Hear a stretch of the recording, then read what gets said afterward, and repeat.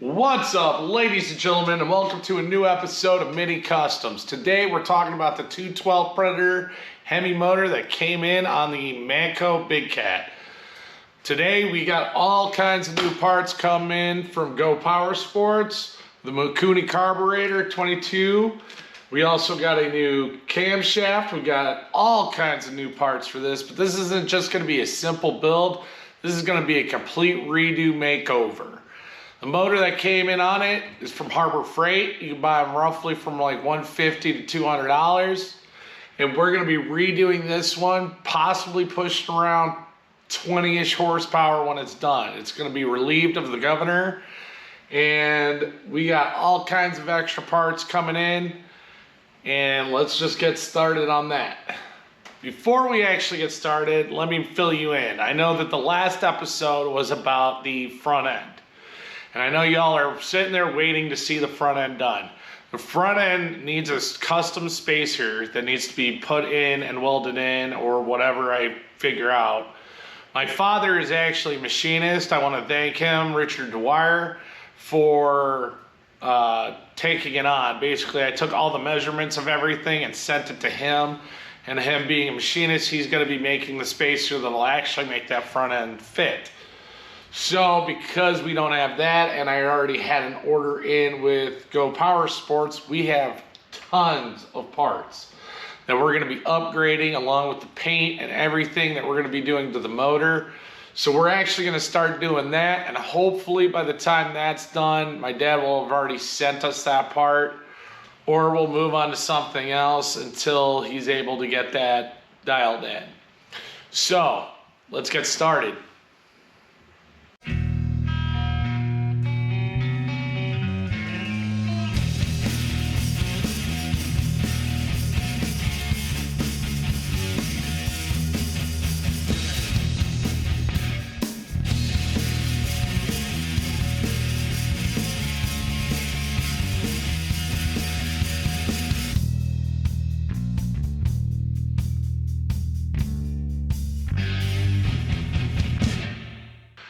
Alright guys, so basically this is the Hemi Predator 212 that came off of that Manco Big Cat. It was working great when we got it, but at this time we're going to be doing a lot bigger of a modification to this vehicle. So we're going to go ahead and just start tearing this down, getting it up. We got a parts washer right here that we'll be cleaning all the parts with. And really the only thing we're really going to be keeping is basically the body of it, the actual engine block and the head and the crank. Really everything else is about to go except for this blower pull cord setup, and even that's going to get modified. So I'm going to go ahead starting off with the airbox. Basically we're just going to rip this completely the hell off of here because we're never going to use it again. And you just simply pull that off, no problem. Undo the wing nut. This is all going to be garbage, so we're never going to use any of that stuff again. And then we have, I believe this is a 10 millimeter. This is all for the carburetor air cleaner setup. So basically we're just taking that off, taking that off. I could have swore there was one more in here.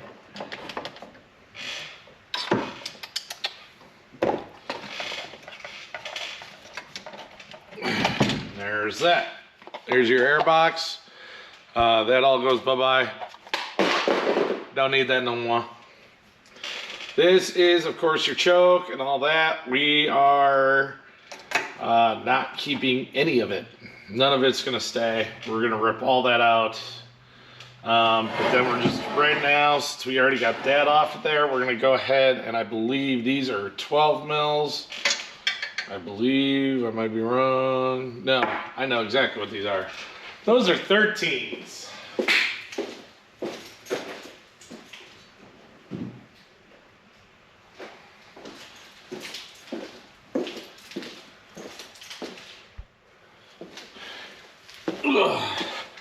So these are 13 millimeters for the exhaust port. I actually had a buddy of mine from K-Love Powder Coating do a metallic red on that. just so I knew that this was the exhaust, because I've had issues in before. There we go. Where one of these two like to come loose, so this was just an easy indicator to know that, you know, this is for the exhaust. We had a problem with the Manco Big Cat when we doing that. I'm sorry, the Manco Dingo. It actually lost one of them at the Mini Mayhem this year. So I found out if you do ever lose one on a 420, you can take one off of one of the gas mounts for your gas tank, and it'll actually fit the same threads. And we don't need this exhaust no more. It's too restrictive. It actually came off pretty easy. So you also have, I believe there's 3 of these for the heat shield, and I believe those are either 8s or 10s. 8s. So we're gonna go ahead and remove that all together. So we got that one off. That one off. And there we go. Now that the heat shield's loose, the carburetor's loose, we might as well start pulling everything all together. This arm is actually for your governor. So we're just gonna go ahead and pop that off. That's a 10 millimeter, I believe, for that. So all I do is I just take the complete bolt off, because we're not gonna keep any of that. Then you take your screwdriver, wheel on it a little bit, and there you go. There's your arm off of there and everything. You still have this hose that's still on here. It's not a big deal. We're actually going to end up taking the whole plate off anyways, so we might as well just do that now. These are all 8 millimeters. I believe there's 6 of them. Here's our heat shield. We were waiting now. There we go. Heat shield is completely off now. Just go ahead and throw that part up there. We are keeping the heat shield. Do not get rid of the heat shields. The heat shield is not only for, you know, keeping the heat off the block. It's also there to direct airflow. This is an air-cooled motor, so you definitely do not want to lose any of that stuff. And then we're just going to pull all this. This is all the linkage. We're not keeping any of that. This is getting on a Kuni carburetor, so you're not going to need any of this. Here's the old carburetor. Like I said, these motors are actually pretty easy to tear down. Here's the gasket set up, so we'll just yank all that off.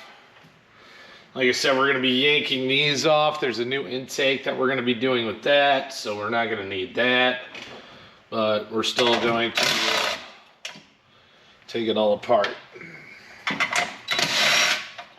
The cool part is we're not going to have to keep any of those bolts either, because I got a really cool surprise on that one. It's also from Go Power Sports, so if you're not into it, it'll be cool. So there's our blower, or pull cord. Woo, forgot about you. Okay. And then I believe we have one more bolt for that. There we go. And yep, that's our wiring. We don't need that. Okay. And all that's left really is this. So this is the inside. We're going to be replacing this flywheel. This is going all the way. We have a billet flywheel that will be going onto here. And basically, we're going to take off your charging coil. Charging coil right here. And then pull that all off. This goes up, slide that up, pull that off of there. Come on, man. Jesus. All right, you might need some pliers for that.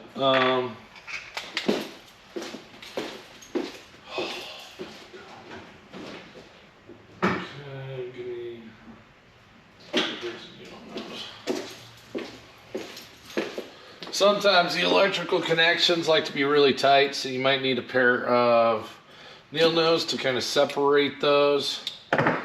But here you go, you got now the coil completely off. Keep the blower housing, there you go, keep that. All right, so we're getting there pretty quick. As you can tell, these are not really hard teardowns at all. Some of the parts that I'll keep, I might actually, put back in, like bolts, so then you don't lose track of what you're doing.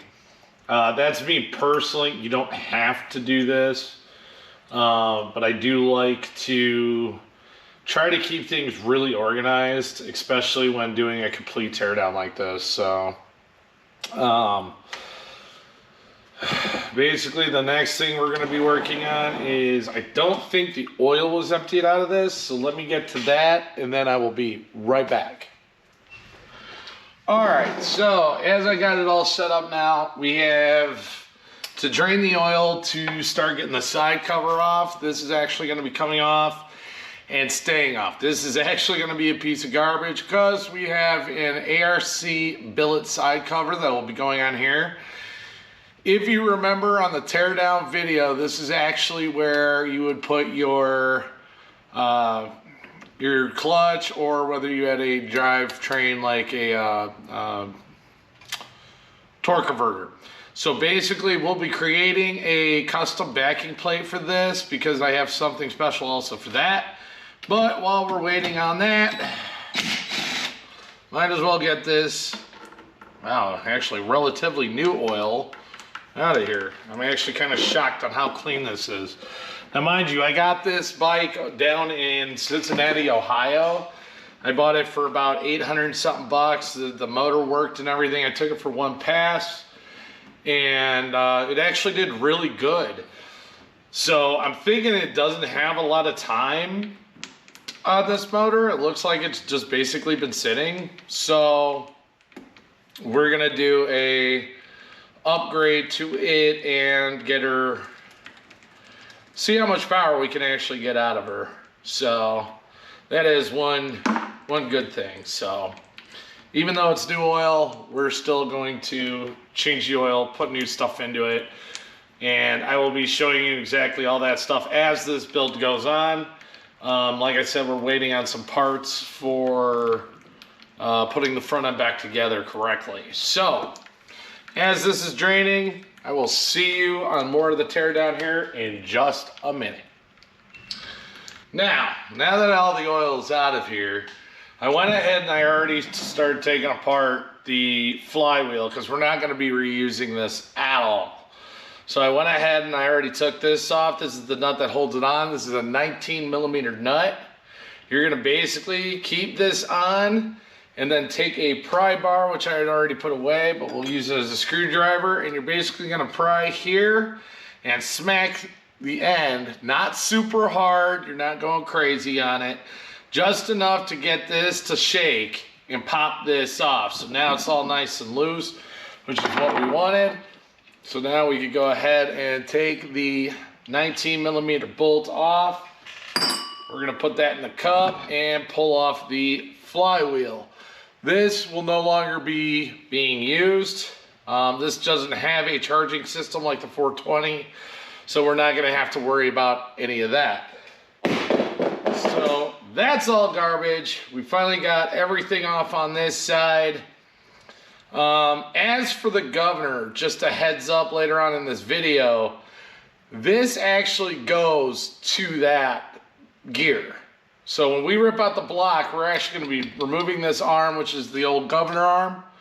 We're also going to be popping this out and taking the governor gear out along with the one that's on the actual crankshaft. But now that we have the intake off, all this off, and everything's cleared out of this side, we're gonna go ahead and spin this around. And we're actually gonna start working on the valve cover. Now, if you've been in these videos before with me, you know that these valve covers, if they're a rectangular pattern like so, this is automatically making it a Hemi. There are new 224s out, and I believe a new 212 Predator that pretty much carry the same style. You can also tell by inside, which is what we're gonna look at now, is we're gonna go ahead and pop this valve cover off. We are not keeping this valve cover. These are all 8mm. We're not even keeping the screws for it. We're gonna go ahead and pop this off, although it is tight. Oh. There it goes. Yep, so there you go. There's the old valve cover. We're not keeping this. We got a new one from Go Power Sports, but these are the lifters, push rods, everything for that. We're gonna go ahead and actually go ahead and remove these because we will be removing the head. So we're gonna go ahead and get onto that. You're gonna basically see an E-clip on this that we're gonna be removing right now. All right, so as you can see, I already got one of them off. Basically, that's what's holding your push rods on. We actually got chromoly push rods that are gonna be coming in. I already popped out the E-clip, which basically looks like that. That's got to come off, and be really careful when you do it because they like to, they kind of like to fly off on you. So you really want to be careful on that.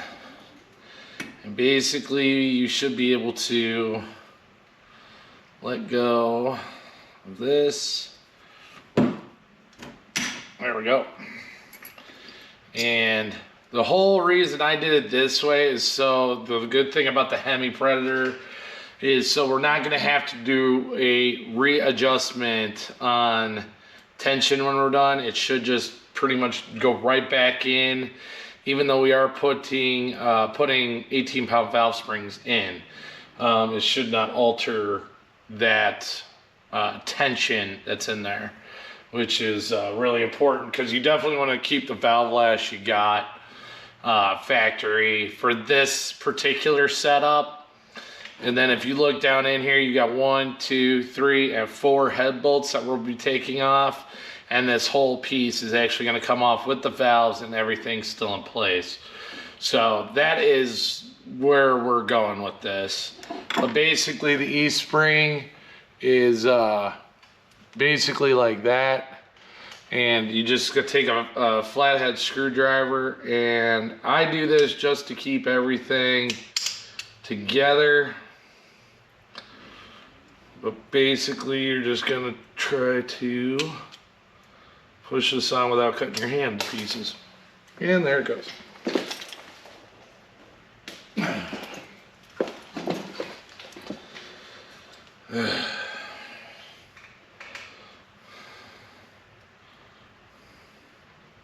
Such a pain in the butt.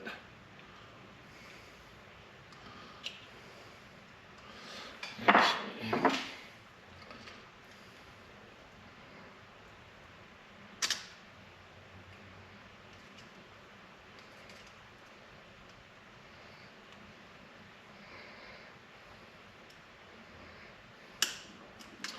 there, that actually was better.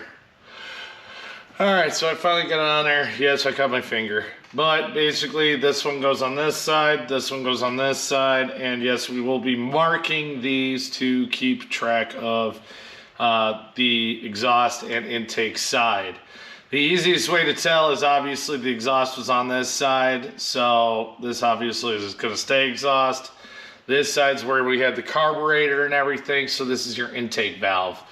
That is how you literally determine what is what. I'm gonna go ahead and take care of this cut real quick, and then we will go ahead and get back to work on getting this head removed and pretty much tearing the rest of this motor down. Alrighty. Okay, so as of right now, we basically got everything taken off for the head and everything. We're gonna keep the springs and everything still in here with the tappets and everything. We're gonna go ahead and actually start working on getting the 12 millimeter head bolts out. That's actually what's next, and then this whole motor should come apart in the sense of that head. So there's head bolt number 1, number 2, number 3, and number 4. Now, most people would keep the head bolts. We are not. We are actually going to be studding the whole block, okay? That means that this will no longer have like a bolt set up like this. It'll actually have a stud that sticks out and comes through the actual head, and it'll be studded on the other side. So it actually helps with compression and stuff like that, but there you go. There's the head, spark plug. We got to get all this old gasket stuff off of here. We're actually going to be working on port and polishing this head too. So, but as of now, this is the motor's head. So we'll set that off to the side right there. Now we have just the piston, which we have a new piston that will actually be going in here, a new billet flat top piston, along with new connecting rod and everything. But to get to any of that, we have to crack open the side. So I'm gonna go ahead and move this stuff out the way. Now, the side cover, like I said before, we're not gonna be reusing. This will never be used again. We are going to be using a billet ARC double bearing shaft. So instead of having just one bearing like this one does, it'll actually have 2 inside this housing. I'm going to take this and kind of use this to tilt it up because there's probably a remnant of oil left in her. So we're going to go ahead and just take that out of there and go ahead and undo all these. Again, we are not keeping any of these bolts either because we are going to be studding the side of the cover when we get that part of it.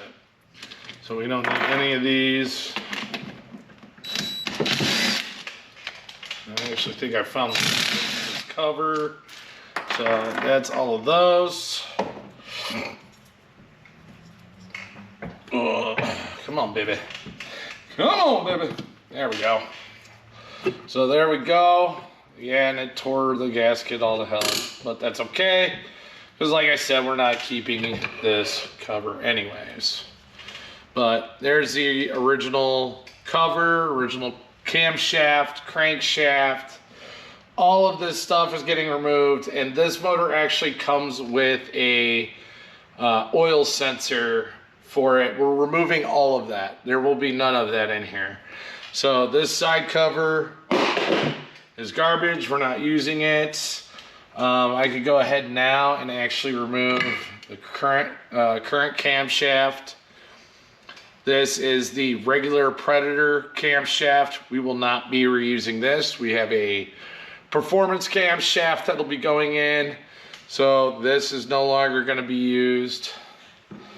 We are going to be holding on to the tappets. Those will be being reused, obviously. So those are all out now. And we're going to go ahead and get this crank out of here. Ready? Okay, so you guys get a better view. This is your crankshaft along with your piston connecting rod. This is the next thing we're taking out right here. This is the oil leveling sensor. If that for any reason gets rocked too hard, it's going to auto shut down the engine for safety. We're not using that. So we're going to go ahead and rip that out along with all the wiring that connects to it. And then as the video goes along, you'll actually see what I'm going to use that hole for. It will be technically reused for something else, but we're going to just go ahead and remove it for now. Let's get to that. All right, and to take it out really is not that difficult. You're going to need an extension if you don't have a deep well 8mm socket.